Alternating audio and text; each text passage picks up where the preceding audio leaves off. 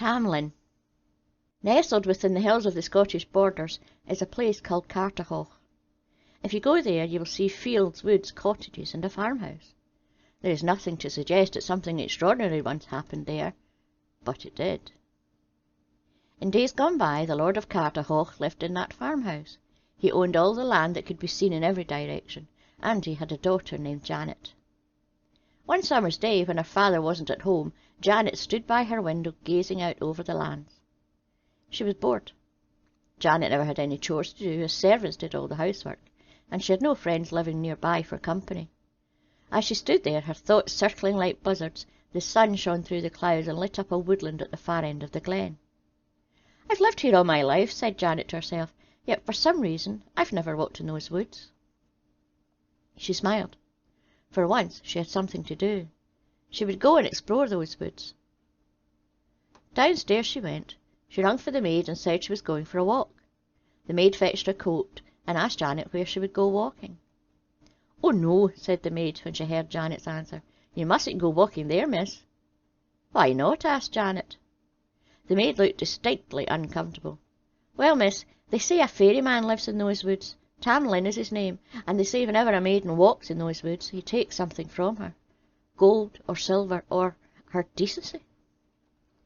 "Well, I'm sure I won't see any fairy man," said Janet, "and if I do, he certainly won't be taking anything from me." The maid tutted and shook her head, but Janet went on her way. Down the road walked Janet. She came to the woods and found a path leading beneath the leaves. The path was wide, the woods quiet. Janet strode along with a smile on her face.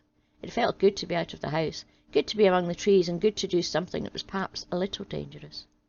She didn't believe there was a fairy man in the woods, but the idea made an ordinary walk far more interesting.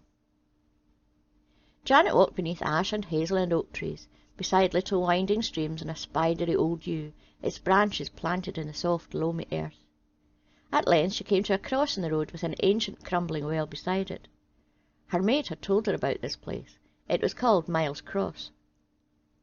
Looking round, Janet spied a rose at the side of the road. Her heart skipped a beat. Could it be? She ran over and knelt down. It was a two-headed rose. Janet loved herbs and flowers of all kinds, and she had never seen a two-headed rose before. She would pluck it, take it home, and plant it in her garden. Janet reached out to pluck it, then she paused. This was a strange wood. It might be better to leave it as it was. She plucked it anyway. The moment she did so, she shrieked and dropped the rose, for a man appeared out of nowhere in front of her. She stared at him. He smiled at her. His lips were red, his mouth was small, and his dark hair fell in shining curls over his shoulders. His smile somehow made him look both pleased and angry. "That flower was not yours to pluck," he said. "These woods are not yours to tell me what I can and cannot do," said Janet. "Oh, but they are," said the man, who was surely Tam Lin. "Whatever any piece of parchment might say, these woods are mine. I am these woods, and these woods are me." "Nonsense," said Janet. "You shall see," said Tam. Janet blinked, and Tam was gone. Janet had no appetite to remain in those woods. She turned and walked back the way she came. Reaching the edge of the woods, she left the shelter of the trees and rejoined the main road. The sun was blindingly bright. It hurt her head. She slowed her steps, her feet feeling heavy. "I must be coming down with something," she told herself. "I'll go to bed and rest when I get home." Finally she reached her father's house. There were a number of carriages outside. Evidently her father had returned and brought guests. She didn't want to see anyone. She would go straight upstairs to her room. Oh, she felt awful. Janet opened the front door. She slipped through and tried to close it quietly, yet it banged shut. The hallway seemed to be spinning. "Janet! Janet! Come in here a moment," called her father. She sighed and entered the drawing-room. The Lord of Carterhaugh sat there, surrounded by lords, ladies, and well-to-do merchants. They were all staring at her. "Janet! Janet, what on earth has happened to you?" asked her father. "I've been for a walk," she said, annoyed at his idiotic question. "Good Lord!" said one of the ladies. "She's pregnant." "Pregnant? Don't be ridiculous," said Janet. Yet, when she looked down, she saw that her stomach had ballooned. She did feel awfully heavy. "She must have been to the woods. This will be Tam Lin's work," said someone. "Foolish girl." Janet looked up. It was that dreadful young lord from Dunn's who had tried to court her. "Foolish girl," she said, the room spinning around her. "I'll tell you who's foolish. You are. You're jealous that I'm pregnant by Tam Lin and not you, you lecherous oaf." Without stopping to listen to another word, she turned and left the room. Back out the front door she went, headed for Tam Lin's wood. The next time Janet saw Tam Lin, it was his feet she saw. She didn't bother to look up. "What are you doing?" he asked. "Looking for medicine to cure my condition," she said. "No." Janet stood up, one hand on her belly. "No? Tell me why I should not." "Because of my love for you." "Your love," said Janet. "Tam Lin, you've met me once. You are a fairy. Your kind and my kind are not—" "I'm not a fairy," he said. Janet rolled her eyes. "I'm not a fairy, Janet," said Tam. "I'm a mortal man. I once lived with my family in a house not far from where your house stands now. Even in those days folk warned others against walking in these woods. It was not me they warned of back then. It was the Queen of the Fairies. I was riding through these woods near this very spot when a man appeared on the road in front of me. My horse reared up, and I was thrown from his back and caught by her, by the Fairy Queen. She took me through soil and stone to her hall beneath the hill. There I have lived as her servant, and there I thought I would remain until the sun ceases to rise. But I have fallen out of favour, and soon I will no longer be hers." "Why not?" asked Janet. "Every year our Queen pays a tithe to hell. I have been chosen this year.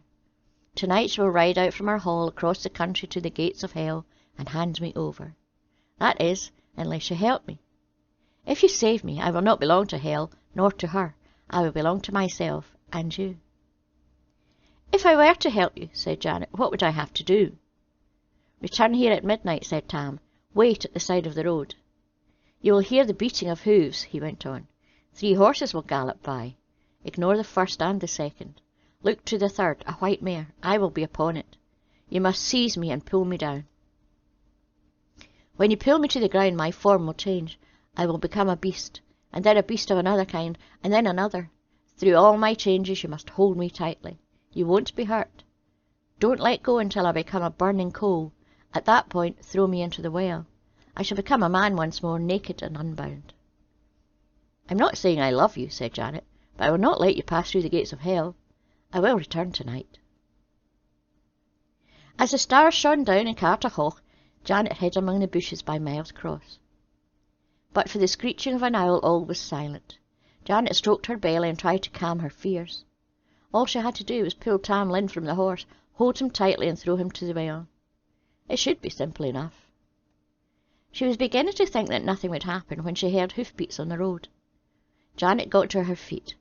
She crept to the very edge of the road, peering round the trunk of an oak. The hoofbeats grew louder and louder. She spied the horses. The first, a black, came racing past. A grey horse followed it. Behind the grey was a white mare. Tam sat atop it. Janet ran at the horse. She grabbed Tam's ankle, wrenched his foot free of the stirrup, and pulled him to the ground. Tam collapsed on top of her. His yell became a hiss as he became a cold-skinned adder, writhing and biting as he tried to evade her. Janet shrieked in pain as he bit her, but held on. Tam became a swan. His beak struck at her. His wings flapped furiously. Janet clung on. Tam became a bear so huge that he could have torn her in two. His roar was deafening.